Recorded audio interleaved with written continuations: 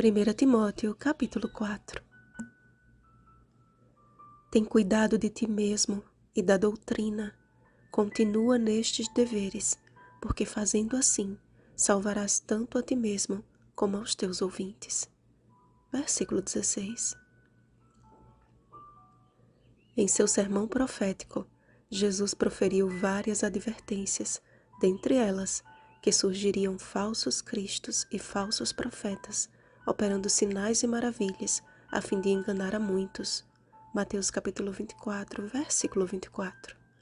Mas também comparou os últimos dias com os dias de Noé, porquanto, assim como nos dias anteriores ao dilúvio, comiam e bebiam, casavam e davam-se em casamento, até o dia em que Noé entrou na arca e não perceberam, assim será também a vinda do Filho do Homem. Mateus capítulo 24, versículos 37 ao 39. Jesus não apresentou o casamento ou comer e beber como problemas, mas em como eles seriam praticados no fim dos tempos. A Bíblia contém princípios sobre o matrimônio segundo a vontade de Deus e, da mesma forma, princípios de saúde que o Senhor nos deixou a fim de que tenhamos saúde e qualidade de vida. O extremo oposto apresentado por Paulo a Timóteo diz que nos últimos tempos também surgiriam muitos mentirosos que ele chamou de espíritos enganadores e que alguns iriam apostatar da fé. A fim de selar suas palavras com inconfundível autoridade, iniciou dizendo: o Espírito afirma expressamente. No entanto, apesar de também falar do casamento e da comida, os problemas eram outros, a castidade e a abstinência de alimentos. Notem que tanto Cristo quanto Paulo se referiram ao mesmo tempo, mas falaram dos mesmos assuntos sob perspectivas completamente distintas. Por quê? Porque ambas as situações ocorreriam. Dois extremos que não têm nada a ver com os planos do Senhor para a humanidade. O gnosticismo defendia a ideia de que o casamento era uma desculpa para desfrutar dos prazeres da carne e, portanto, era pecado, rejeitando o fato de que o casamento entre um homem e uma mulher foi instituído pelo Senhor no Éden, antes mesmo do pecado. Gênesis capítulo 2, versículo 24.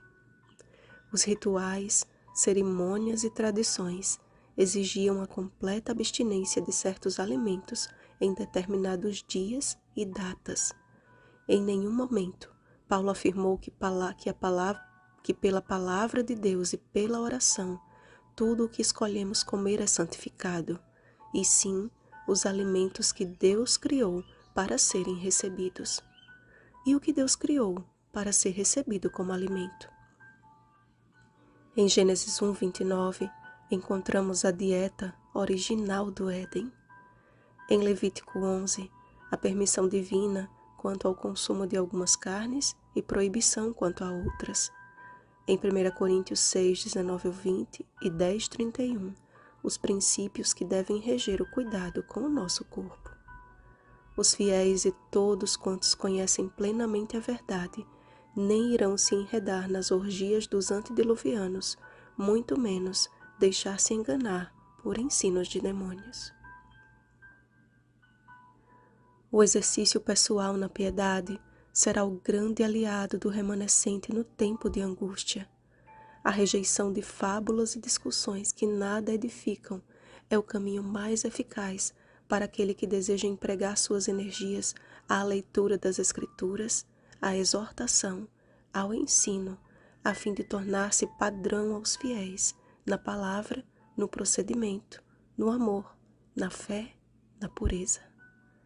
Timóteo não deveria ser desmerecido devido à sua juventude, mas um jovem modelo de alguém que estava progredindo em sua vida cristã. Por isso, sobre ele repousava esta responsabilidade. Ordena e ensina estas coisas. Não te faças negligente para com o dom que há em ti.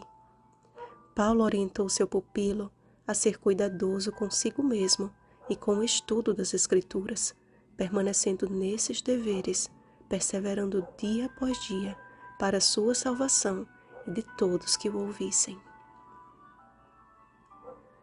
Devemos examinar a Bíblia por nós mesmos, mediante um coração submisso à voz do Espírito Santo.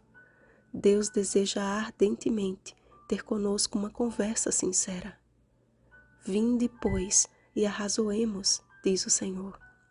Ainda que os vossos pecados sejam como a escarlata, eles se tornarão brancos como a neve. Ainda que sejam vermelhos como o carmesim, se tornarão como a lã. Isaías capítulo 1, versículo 18. A verdade liberta. A liberdade em Cristo cura. E a cura de Jesus salva. Você deseja ser liberto, curado e salvo? Vá às Escrituras. Seja este o seu primeiro hábito da manhã, encontrar-se com Deus através da oração e do cuidadoso estudo das Escrituras. E se ainda lhe restar alguma dúvida, o Espírito Santo enviará seus servos para lhe explicar. Que como o eunuco etíope, sejamos sempre humildes para aceitar as verdades do céu e tomar uma firme decisão ao lado de Jesus. Atos capítulo 8, versículos 26 ao 31. Pois os dias aos quais Jesus e Paulo se referiram, nós estamos vivendo hoje. Vigiemos e oremos. Bom dia, fiéis de Deus.